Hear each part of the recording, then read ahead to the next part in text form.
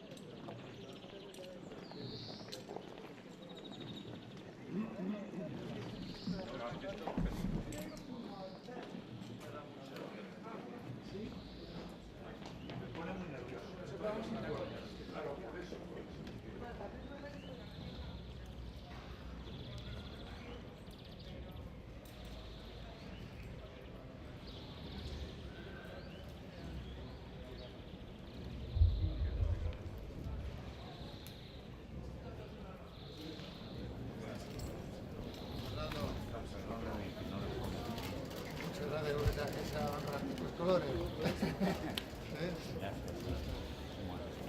¿Cómo se siente?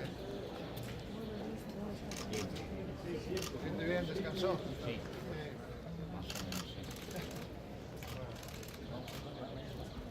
Creo que iban a pasar primero y ahora...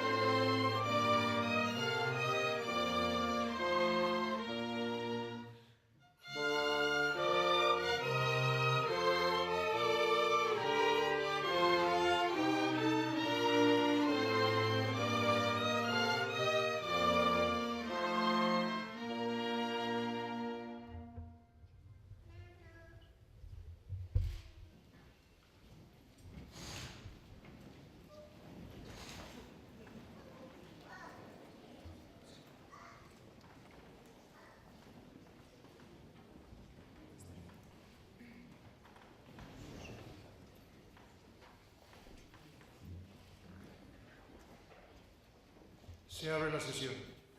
Tiene la palabra don Íñigo Méndez de Vigo, ministro de Educación, Cultura y Deporte.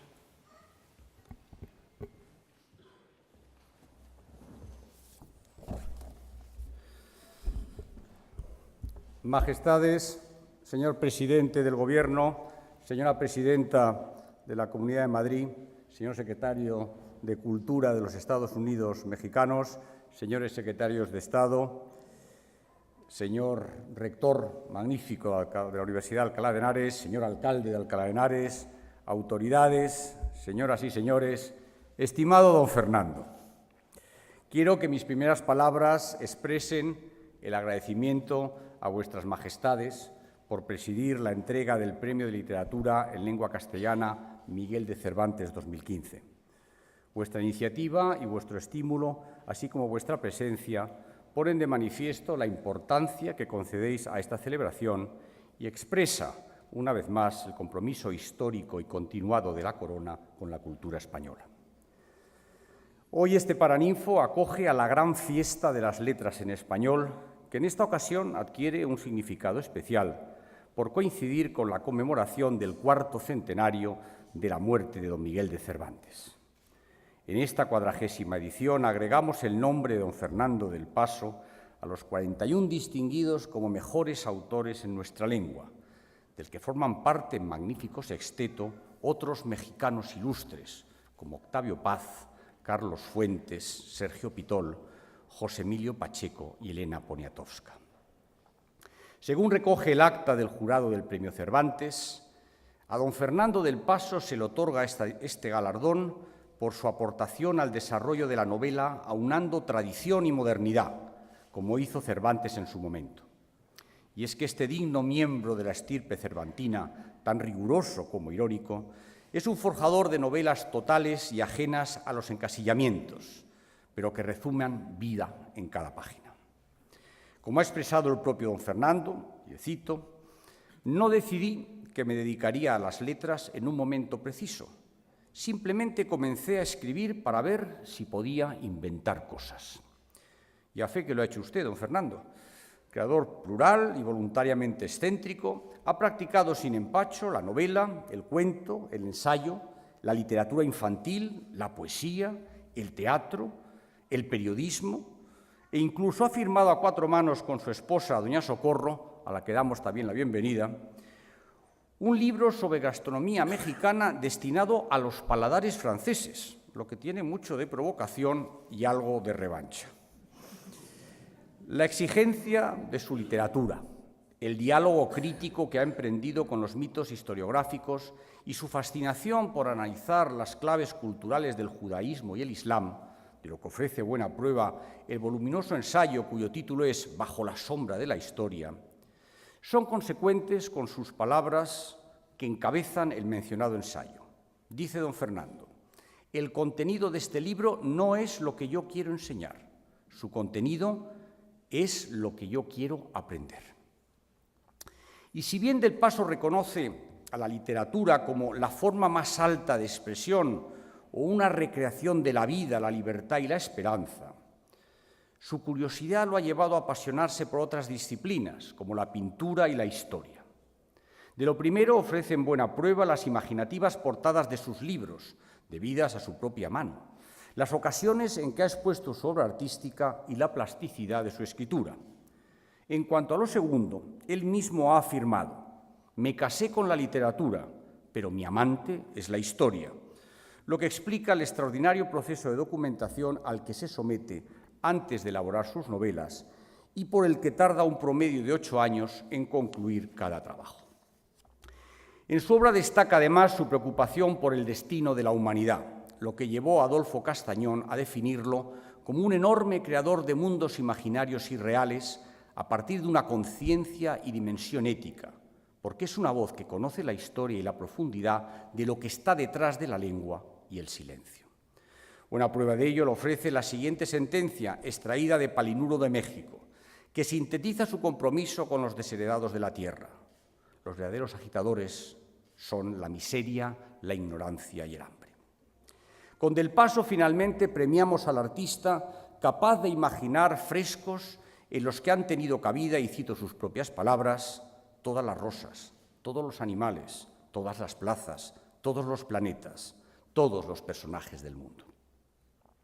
Nacido en la Ciudad de México en 1935, su formación se vio enriquecida por las experiencias que aportaron algunos familiares de distintas nacionalidades, checa, húngara o británica, lo cual le proporcionó una amplia y profunda visión del mundo y potenció la pluralidad de sus intereses como lector, haciéndole apasionarse por lecturas tan variadas como Las mil y una noches, Kafka y Joyce, los poetas surrealistas franceses y los barrocos españoles, pero muy en especial El rayo que no cesa, el poemario hernandiano que, según confesión propia, decidió su vocación literaria. Tras estudiar 2 cursos de economía en la UNAM, abandonó esta carrera para ganarse la vida con otras actividades profesionales, como el periodismo, la publicidad y la diplomacia, que lo llevaron a vivir 4 lustros entre Iowa, Londres y París, la ciudad de la que Nicolas Guillén en su periodo modernista escribía en que París es sueño y realidad La Habana. Y todo ello lo vivió sin que mermara un ápice su interés por interpretar los sucesos más controvertidos en la historia de su país. En todo este periplo brutal se ha visto arropado por una familia de la que se enorgullece, a la que dedica repetidamente sus obras y que hoy le acompaña en este acto. Doña Socorro, Adriana, Alejandro, Paulina, muchas gracias por estar hoy aquí en Alcalá. Es tiempo de hablar de la vocación literaria de Del Paso, consolidada en el Centro Mexicano de Escritores. Este lugar de referencia, imprescindible para los jóvenes escritores de su generación, le brindó la oportunidad de recibir las lecciones en un primer momento y la amistad más tarde de 2 autores capitales de las letras en español. Me refiero a Juan José Arreola y a Juan Rulfo.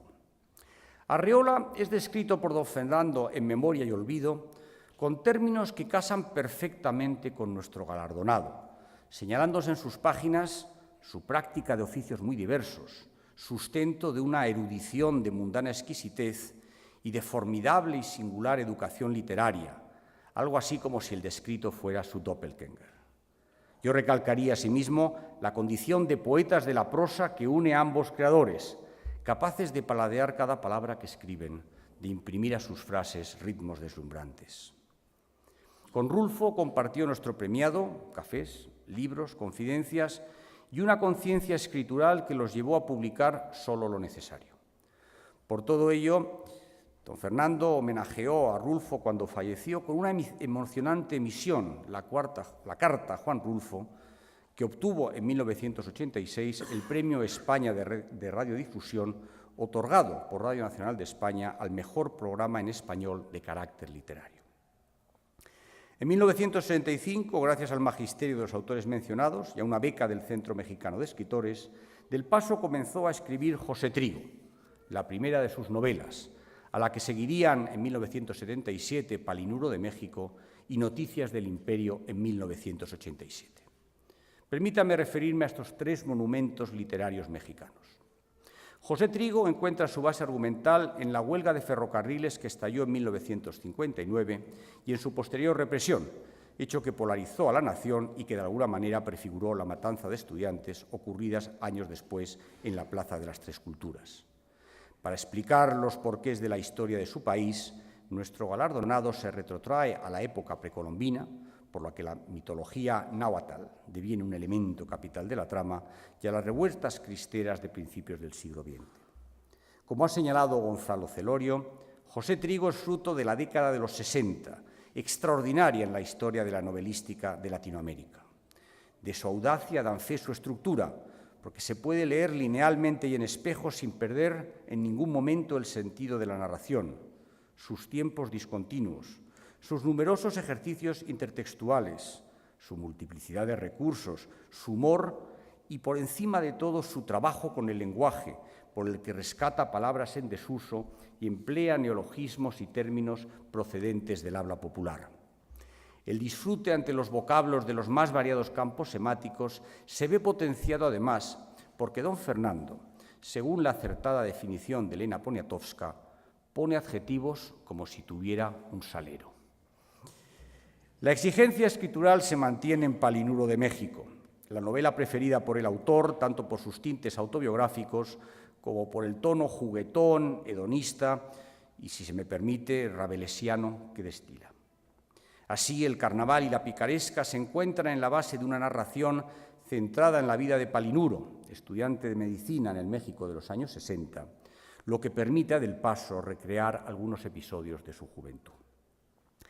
La obra retrata con especial acierto el espíritu del 68, su defensa de la libertad y la imaginación, su atención al cuerpo y al erotismo, y la provisional derrota del mismo tras la masacre de estudiantes ordenada por el gobierno y ocurrida en octubre de ese mismo año en Tlatelolco.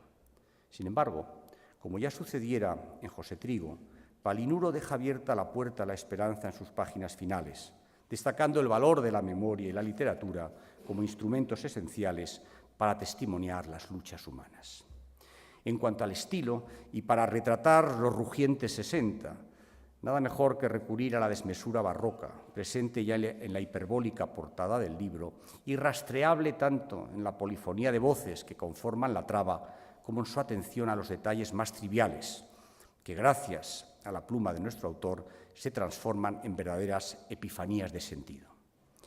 Llegamos así a Noticias del Imperio, novela que concluye su trilogía capital y que, en palabras del autor, pretende reflejar con especial ahínco la locura de la historia.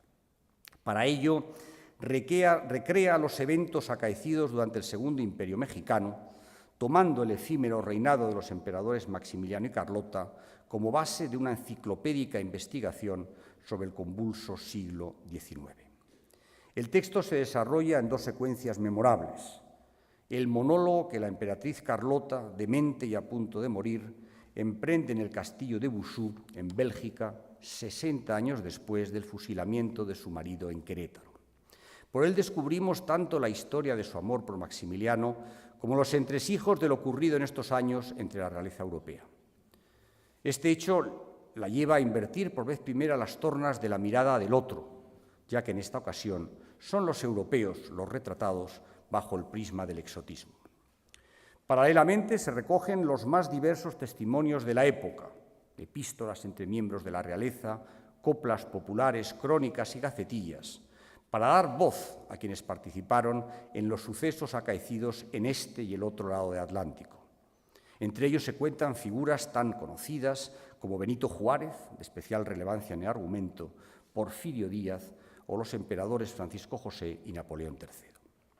Todo ello ha llevado a Pablo Rafael a señalar: Noticias del Imperio no es solo nuestro Quijote, sino la novela que mejor ha entendido los puentes y vacíos que existen entre los dos hemisferios. Y ya que he citado la novela capital de nuestra lengua, es el momento de profundizar en los vínculos existentes entre Cervantes y nuestro galardonado. En el homenaje recibido con motivo de su 80º aniversario en el Palacio de Bellas Artes de México, don Fernando aseveró: «Fue una gran suerte haber nacido en México y hablar y escribir en lengua castellana». Este amor por el idioma se ha visto reiterado en numerosos testimonios a lo largo de su vida. Y así, en una entrevista reciente, frente al tópico de que el inglés es más corto y directo, respondió: «Tal vez, pero yo prefiero los meandros del español». Y continúa: «Amo a España porque nos dio esa maravilla de lenguaje que es el castellano. Cervantes, Góngora, Garcilaso, los traigo en la sangre». La fascinación por la obra de Cervantes lo llevó a publicar en el año 2004 Viaje alrededor del Quijote, conjunto de ensayos en los que defiende el goce del texto y reniega del hermetismo de cierta crítica académica.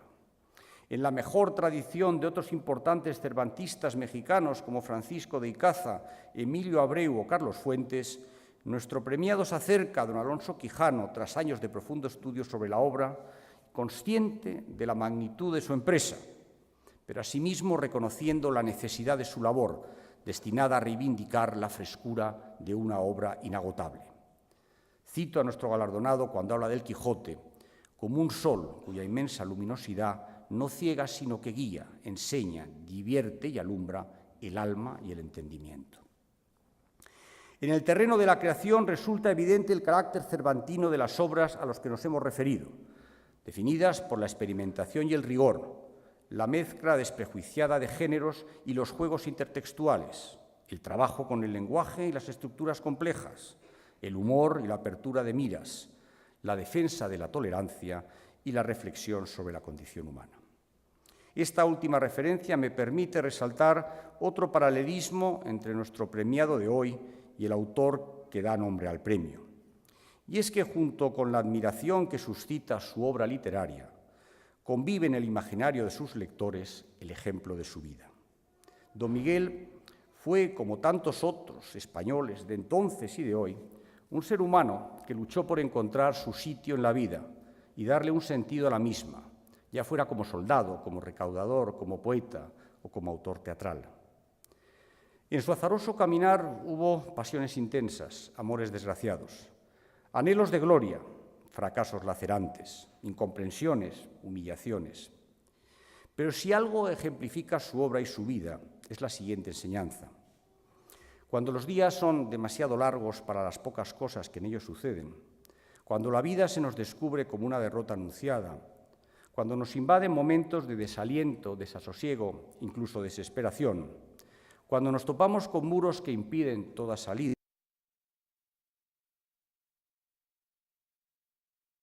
un bálsamo reparador que nos consuela como una caricia acogedora, como una luz en la oscuridad, como la respuesta viva que da sentido a nuestra existencia.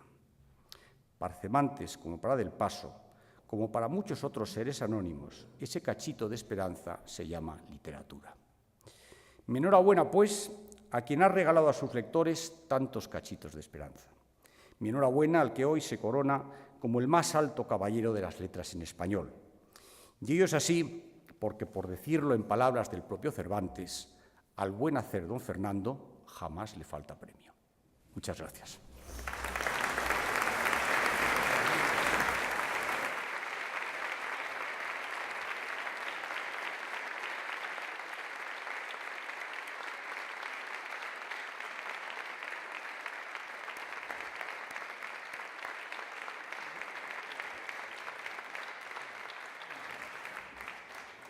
Tiene la palabra don José Pascual Marco, director general de Política e Industrias Culturales y del Libro.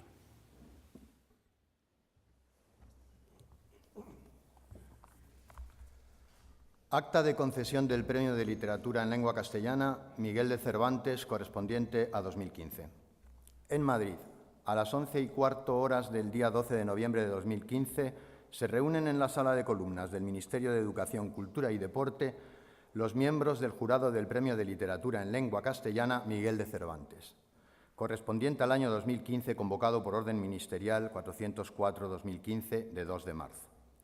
Abre la sesión el secretario del jurado, don José Pascual Marco Martínez, director general de Política e Industrias Culturales y del Libro, manifestando que mediante la concesión del Premio Miguel de Cervantes se rinde anualmente público testimonio de admiración a la figura de un escritor que, con el conjunto de su obra, haya contribuido a enriquecer el legado literario hispánico y que no podrá ser dividido ni declarado desierto ni concederse a título póstumo. A continuación propone, de acuerdo con el punto 4 de dicha orden, que se proceda a la elección del presidente del jurado. Tras la oportuna deliberación, se acuerda por unanimidad designar como presidente a doña Inés Fernández Ordóñez Hernández, representante de la Real Academia Española. La señora presidenta declara constituido el jurado, que queda integrado por los siguientes vocales: don Juan Guillermo Gelpí Pérez, representante de la Academia Puertorriqueña de la Lengua Española; don Pedro Manuel Cátedra García, a propuesta de la Conferencia de Rectores de las Universidades Españolas; doña Verónica Ormaechea Gutiérrez, a propuesta de la Unión de Universidades de América Latina; doña Beatriz Hernández Angulo, a propuesta del director del Instituto Cervantes; don Enrique Krauze Kleinbord, a propuesta del ministro de Educación, Cultura y Deporte; don Eutiquiano Rodríguez Marchante, a propuesta de la Federación de Asociaciones de Periodistas de España; doña Carmen Martina Intriago López, a propuesta de la Federación Latinoamericana de Periodistas; don Pierre Civil, a propuesta de la Asociación Internacional de Hispanistas; secretario con voz pero sin voto, don José Pascual Marco Martínez; secretaria de Actas con voz pero sin voto, doña Mónica Fernández Muñoz, subdirectora general de Promoción del Libro, la Lectura y las Letras Españolas. A continuación, en su condición de órgano soberano para decidir todo lo relativo a la concesión del Premio Miguel de Cervantes, el jurado procede a examinar, como trámite previo a la votación y fallo, las candidaturas propuestas. Seguidamente se abre un turno de intervenciones sobre las diferentes propuestas y, después de un intercambio de opiniones, el jurado procede a efectuar las correspondientes votaciones. Tras 3 sucesivas votaciones, resulta ganador, por mayoría del Premio de Literatura en Lengua Castellana Miguel de Cervantes, correspondiente a 2015, don Fernando del Paso, por su aportación al desarrollo de la novela, aunando tradición y modernidad, como hizo Cervantes en su momento. Sus novelas, llenas de riesgos, recrean episodios fundamentales de la historia de México, haciéndolos universales. Todos los miembros del jurado manifiestan su conformidad con lo anteriormente expuesto y firman, en prueba de ello, la presente acta, tras lo cual, a las 13 horas, se levantó la sesión. Rogamos al premiado que se acerque a recoger el premio de manos del Rey.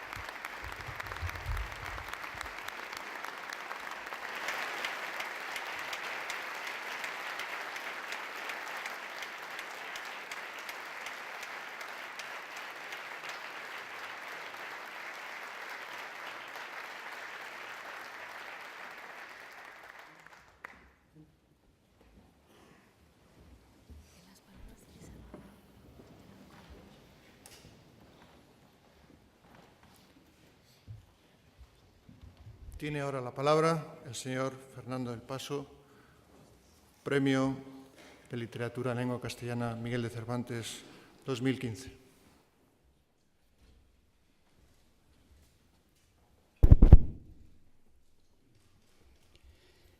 Dedico el Premio Cervantes a mis padres Fernando del Paso Carrara e Irene Alicia Morante Benevendo, que en paz descansen. Dedico las siguientes palabras a mis entrañables amigos Carmen Balcells de Cataluña y a los poetas mexicanos Hugo Gutiérrez Vega y José Emilio Pacheco.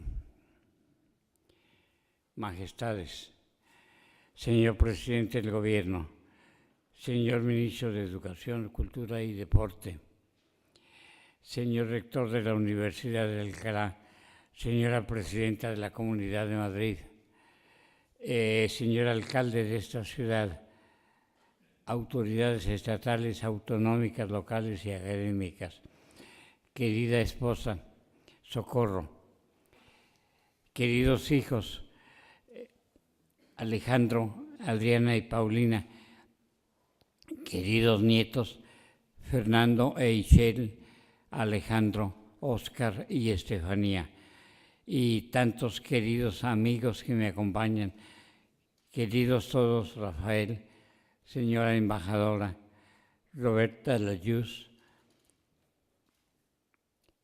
queridos parientes y amigos que me acompañan, y que son muchos, que me han dado muchos días de felicidad por acompañarme, señoras y señores. La del alba sería cuando timbró el teléfono de mi casa y yo pensé que si no era una tragedia la que me iban a anunciar, sería la maniobra de un rufián que deseaba perturbar mis buenas relaciones con Morfeo o quizás el mago Frestón. Pero no fue así por ventura. Era mi hija Paulina, quien desde Los Cabos, Baja California, denunciaba haberse enterado de que me habían otorgado este premio, lo cual colmóme de dicha, pese a que desde ese instante las múltiples llamadas telefónicas que recibí por parte de amigos, parientes y periodistas, incluyendo los de España, para ratificar la gran nueva, no me dejaron volver a pegar el ojo. Yo, ni corto ni perezoso, acometí de inmediato la empresa de despertar a cuanto amigo y pariente tengo para informarles lo que me habían comunicado. En marzo del año pasado, cuando tuve el honor de recibir en la ciudad mexicana de Mérida el premio José Emilio Pacheco a la excelencia literaria, hice un discurso que causó cierto revuelo. Sé muy bien que esas palabras despertaron una gran expectativa en lo que se refiere a las palabras que hoy pronuncio en España. Las cosas no han cambiado en México, sino para empeorar. Continúan los atracos, las extorsiones, los secuestros, las desapariciones, los feminicidios, la discriminación, los abusos de poder, la corrupción, la impunidad y el cinismo. Criticar a mi país en un país extranjero me da vergüenza. Pues bien, me trago esa vergüenza y aprovecho este foro internacional para denunciar a los cuatro vientos la aprobación en el Estado de México de la bautizada como Ley Atenco, una ley opresora que habilita a la policía a apresar e incluso a disparar en manifestaciones y reuniones públicas a quienes atenten, según su criterio, contra la seguridad, el orden público, la integridad, la vida y los bienes, tanto públicos como de las personas. Subrayo, es a criterio de la autoridad, no necesariamente presente, que se permite tal medida extrema. Esto pareciera tan solo el principio de un Estado totalitario que no podemos permitir. No denunciarlo, eso sí que me daría aún más vergüenza. Quizás debía haber comenzado este discurso en otra forma y decirles que yo nací al ámbito de la lengua castellana el 1 de abril de 1935 en la Ciudad de México. Felicidades, señora, es un niño. Dicen que dijo el médico que estaba exhausto de maniobrar una y otra vez con los forceps antes de ponerme no de patitas sino de orejitas en el mundo y quien al ver por primera vez mis entonces diminutos órganos reproductores, coligió con gran perspicacia que yo era un varón. Rollizo no, pero tampoco escuálido. Yo no quería nacer y a veces todavía pienso que no quiero nacer. Me cuentan que lloré un poco y, oh maravilla, lloré en castellano. Y es que desde hace 81 años y 22 días, cuando lloro, lloro en castellano. Cuando me río, incluso carcajadas, me río en castellano. Y cuando bostezo, toso y estornudo, bostezo, toso y estornudo en castellano. Eso no es todo. También hablo, leo y escribo en castellano. Pancho y Ramona, el príncipe valiente, Lorenzo y Pepita, Tarzán y Mandrake fueron mis primeros personajes favoritos. Y yo no podía esperar a que mi padre despertara para que me leyera las historietas dominicales a colores, de modo que me di prisa en aprender a leer en la preprimaria en la que me inscribieron mis padres, dirigida por dos señoritas que no eran monjas, pero sí muy católicas y tan malandrines que me daban con grandes bríos y denuedos reglazos en la mano izquierda. Yo soy zurdo. Cuando intentaba escribir con ella sin obtener su objetivo. No soy ambidextro, soy ambisiniestro. Más tarde mi mano izquierda se dedicó a dibujar y fue así como se vengó de la derecha. Pero aprendí a leer con los dos ojos y con los dos ojos entre los rugidos de los leones la vi con Don Quijote de la Mancha. En efecto, un hermano de mi padre que tenía una gran biblioteca virgen, nadie la leía, compraba los libros por metro, me invitó a pasar 15 días en su casa muy cercana al zoológico, desde donde se escuchaban a distintas horas del día los estentóreos rugidos de los leones, y yo me dije leoncitos a mí y me zambullí en la literatura de los clásicos castellanos. Desde entonces estoy familiarizado con todos ellos. Tirso de Molina, López de Vega, Garcilaso, Góngora, Cipreso, Quevedo, Baltasar Gracián y varios otros. Fui allí también, en la casa de mi tío, donde me enfrenté con Don Quijote en desigual y descomunal batalla. Él, la más de las veces, jinete en Rocinante o a horcajadas en clavileño, y yo en miserable situación pedestre. No obstante, mi señor y Sancho Panza estaban ilustrados por Gustavo Doré y eso me sirvió de báculo. Salí de su lectura muy enriquecido y muy contento de haber aprendido que la literatura y el humor podían hacer buenas migas. De esto colegí que también los discursos y el humor podían llevarse. De ahí continué leyendo apasionado a numerosos y muy buenos escritores españoles. Antonio Montaña Nariño, un escritor colombiano ya fallecido, entró a la agencia de publicidad donde yo trabajaba y me presentó a su amigo el hispano-mexicano José de la Colina. Pronto ellos se transformaron en mis primeros mentores literarios y me dieron a conocer a Benito Pérez Galdós, Ramón Menéndez Pidal, Ramón Gómez de la Serna, Ramón María del Valle Inclán, Antonio y Manuel Machado, Rafael Alberti y otros autores que me hicieron enamorarme profundamente de la lengua. En aquel entonces yo me regocijaba mucho leyendo estilistas como Gabriel Miró. Antonio y José me dieron también a conocer a Joyce Fogler Dos Pasos, Erskine Caldwell, Julian Green, Marcel Jouve y otros muchos grandes autores de las literaturas anglosajona y francesa, y también, desde luego, a excelentes escritores españoles como Rafael Sánchez Ferlosio, Juan José Armas Marcelo, Juan Marcé, los hermanos Goytisolo, Fernando Sabater, Camilo José Sena, Javier Marías, Arturo Pérez Reverte, y a quien detonó toda mi vocación literaria, el poeta Miguel Hernández, autor de El rayo que no cesa. Recuerdo que hace algunos años en una universidad francesa, cuando comencé a dar una lista de los escritores que según yo me habían influido, Una persona del público señaló que yo no había mencionado a ningún escritor español y me dijo que cómo era posible. Yo le contesté, los españoles no me han influido, a los españoles los traigo en la sangre. Y agregué en la enumeración aquellos latinoamericanos que son parte de mis lecturas más importantes y por lo tanto de mi vida, como Borges, Onetti, Carpentier, Lezama Lima, Cortázar, Asturias, Vargas Llosa, García Márquez, Neruda, Huidobro, Gallegos, Guimarães Rosa y César Vallejo, y entre los mexicanos Juan Rulfo, Octavio Paz, Carlos Fuentes, Mariano Zuela, Martín de Guzmán, sin olvidar a Fernández de Elizalde y a nuestra amada monja Sor Juana Inés de la Cruz. Los maravillosos sonetos de Miguel Hernández me motivaron a escribir sonetos de lo diario, publicado por Juan José Arreola en Cuadernos del Unicornio en 1958.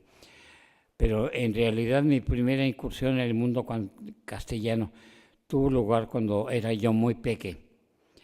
Nano Papo quiere cuca panquiquía, que mi madre interpretaba fielmente. Nano Papo era Fernando del Paso, que cuca panquiquía quería decir quiere azúcar y mantequilla.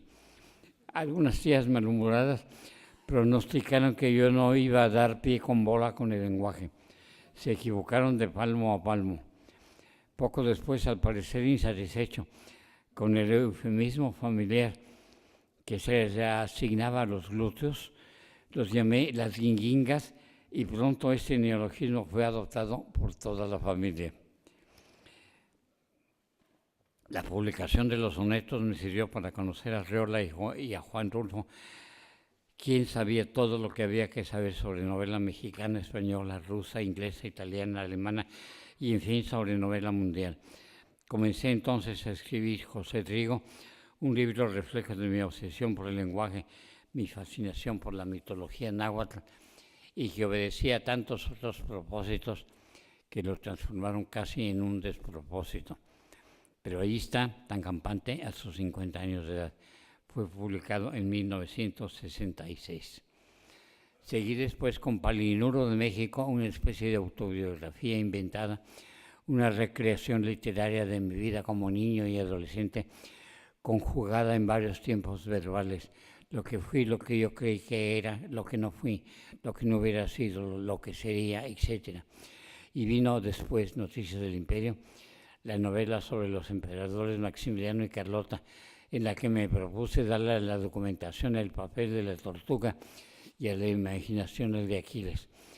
Desde muy pequeño el melodrama de estos dos personajes, el saber que habíamos tenido en México un emperador austriaco de largas barbas rubias, al que fusilamos en la ciudad de Querétaro, y una emperatriz belga que vivió loca hasta 1927, cuando Lindbergh cruzó el Atlántico en avión, me había fascinado. Por supuesto, en cuanto ganó Aquiles, la novela quedó terminada. He escrito también libros de poesía, libros para niños y 2 obras de teatro. Una de ellas que siempre he soñado que algún día se represente o se lleve a escena en este país. La muerte se va a Granada, sobre el asesinato de Federico García Lorca. Toda mi vida ha continuado la riña entre mi mano izquierda y mi mano derecha.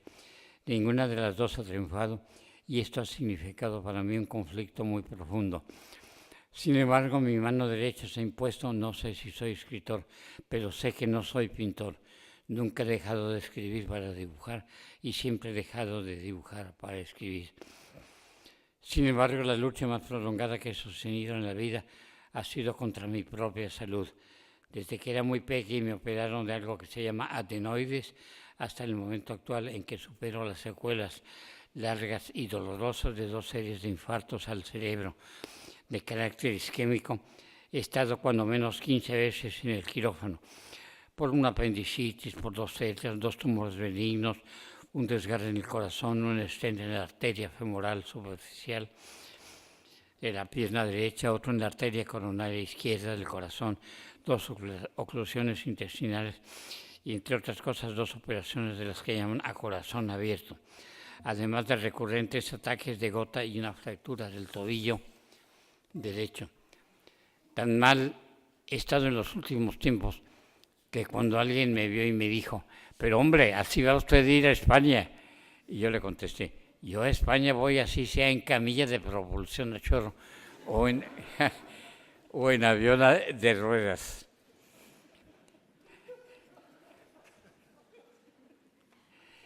Dije antes que todavía no quiero nacer. Pamplinas, fue una bravuconada. La vida ha sido bastante cuata conmigo. Quise escribir y escribí. Nunca escribí para ganar premios, pero ya ven ustedes, aquí estoy. Quise casarme con Socorro y me casé con ella. Quisimos tener hijos y tuvimos hijos. Quisimos tener nietos y tuvimos nietos. Y desde hace 2 años tenemos una bisnieta, Cora Kate McDougall del Paso. Espero que algún día sus padres le recuerden que su bisabuelo le deseó que ella agradezca haber venido al mundo a compartir la vida con todos nosotros, aunque no sé en qué lengua lo hará, puesto que nació en la tierra de James Joyce, Irlanda, y parece destinada a vivir en ese país, Irlanda. Y por cierto, aquí está mi bisnieta.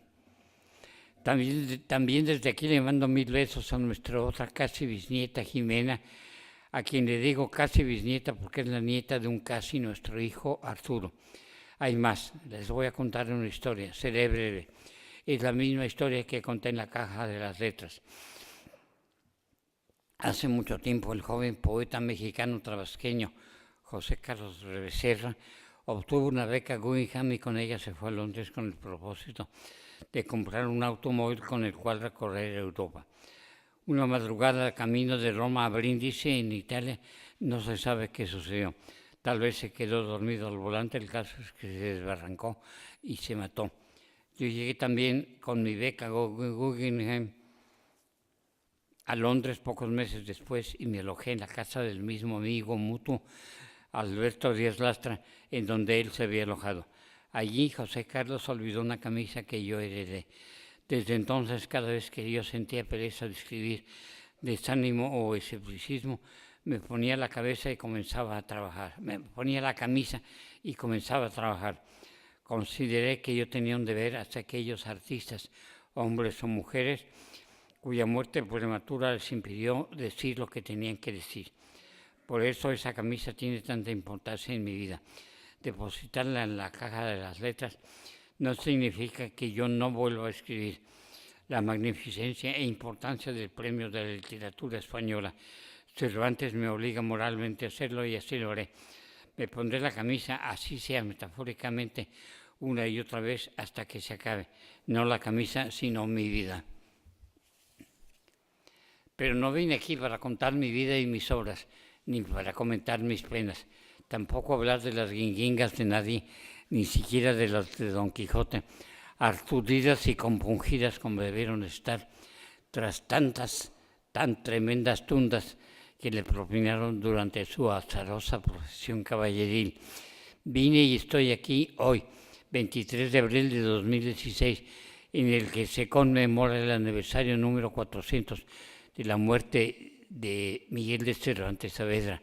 Discurso en ristre y con los colores de España en el pecho, muy cerca del corazón, para agradecer a sus majestades los reyes de España, Felipe VI y doña Leticia, por su muy generosa hospitalidad.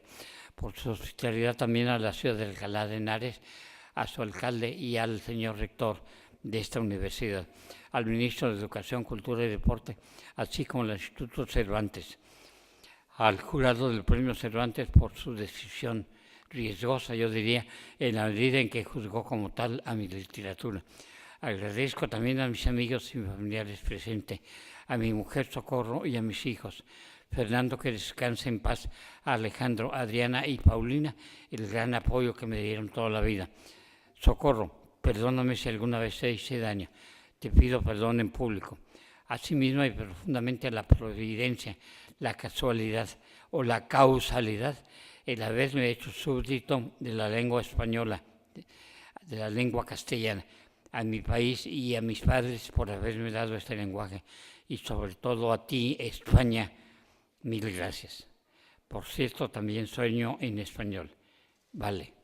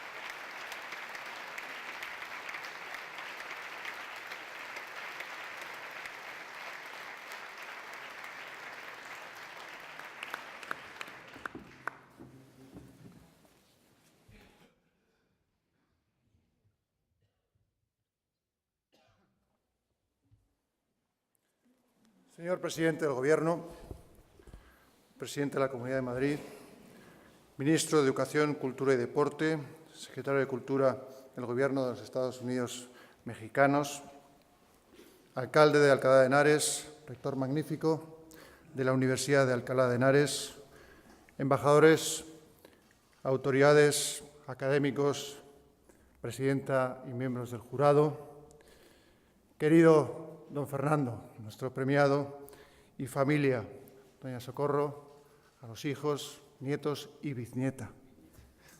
Doña Socorro, permítame la licencia, pero una parte importante de este premio se lo iba para usted. Señoras y señores, un año más repetimos esta cita ineludible con la entrega del Premio Cervantes en el Día del Libro, fiesta que se celebra en nuestro país desde hace más de 80 años y que desde el año 1995 la UNESCO estableció como Día Mundial del Libro y del Derecho de Autor a propuesta del Gobierno de España y de la Unión Internacional de Editores. Coinciden en este año efemérides muy importantes. Sobresale junto a la de Cervantes, en la cúspide del canon literario occidental, el 4º centenario también de la muerte de William Shakespeare. Pero hay otras efemérides que nos resultan sentimentalmente más vivas porque son nuestras.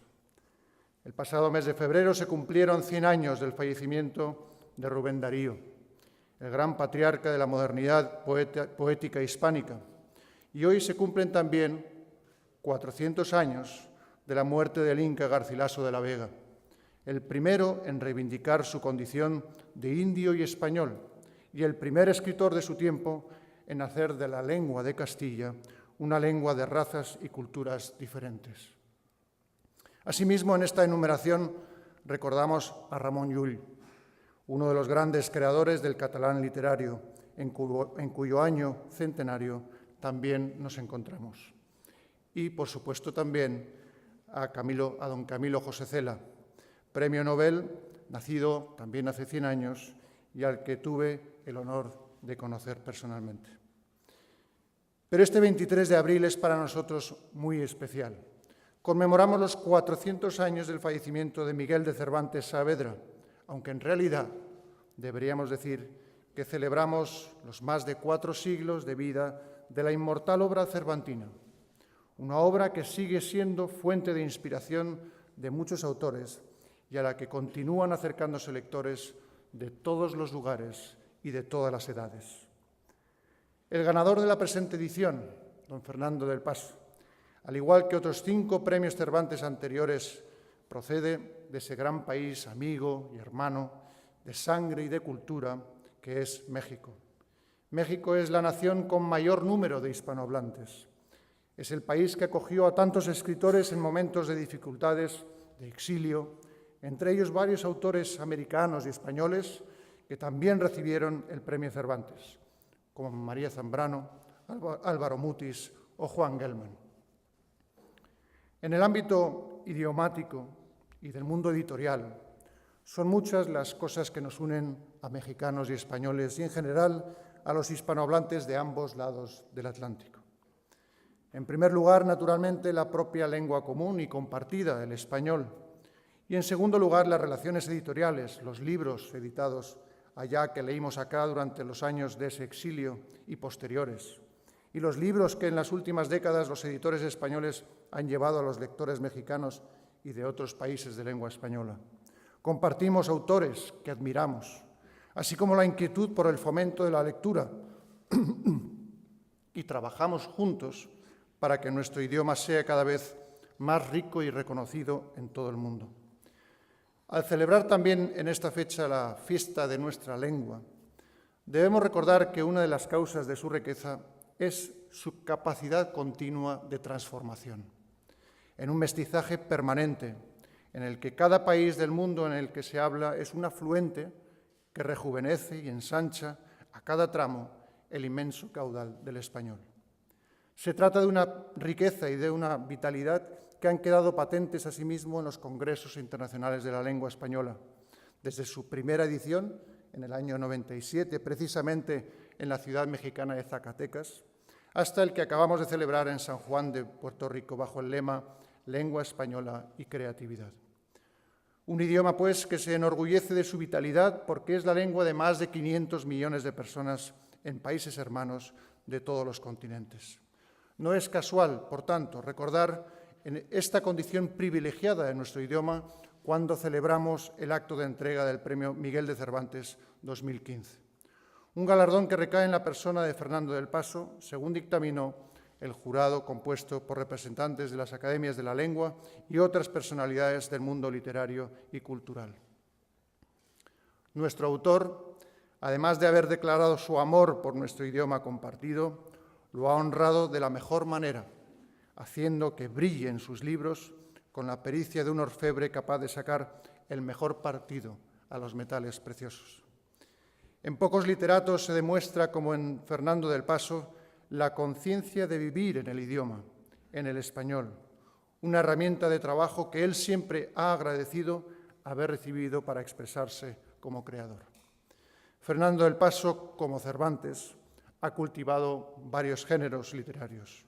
La novela, con libros citados como José Trigo, Palinuro de México o Noticias del Imperio, el ensayo, con títulos como Bajo la sombra de la historia, ensayos sobre el Islam y el judaísmo, los artículos de opinión, la poesía, con creaciones Somos soneto de lo diario o Poemar, y el teatro, con piezas como La muerte se va a Granada, así como otras diversas formas de literatura para niños, como Paleta de 10 colores.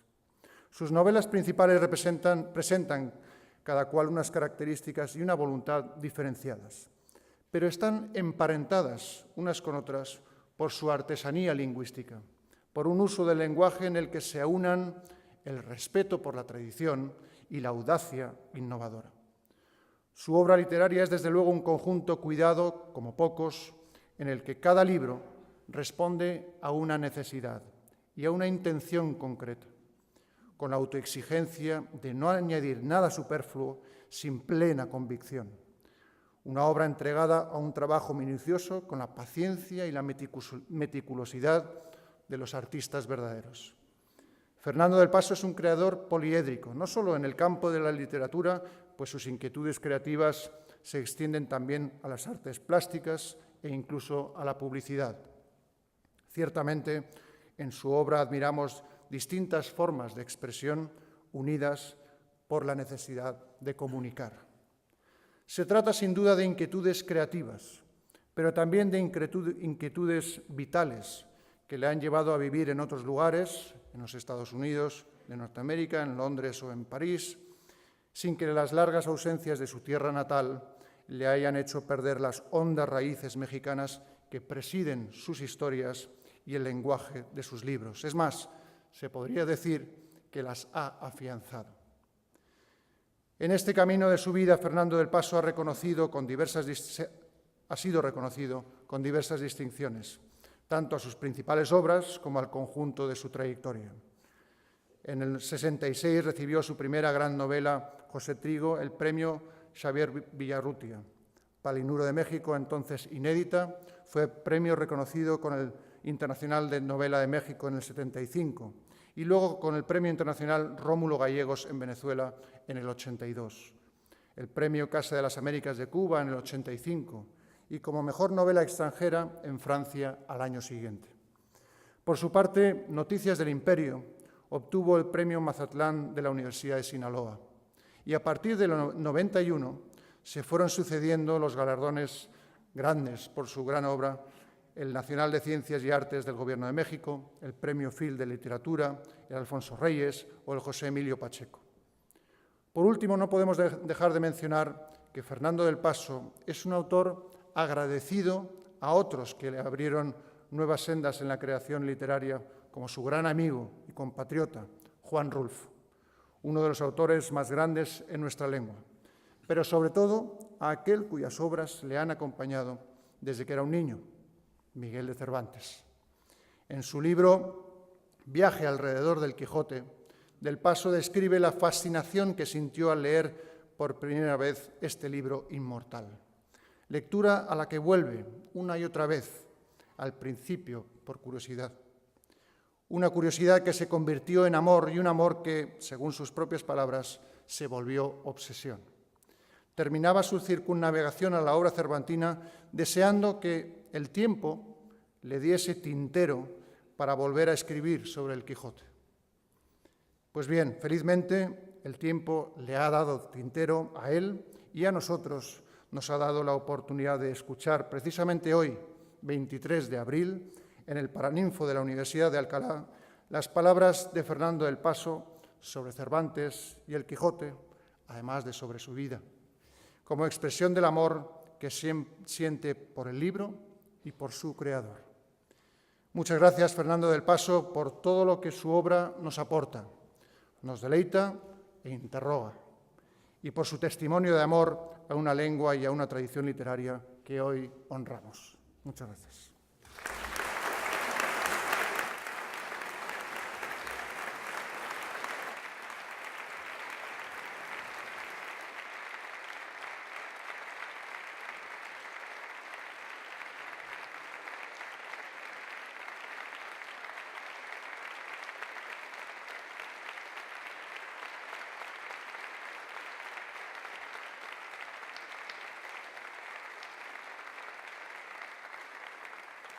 Se levanta la sesión.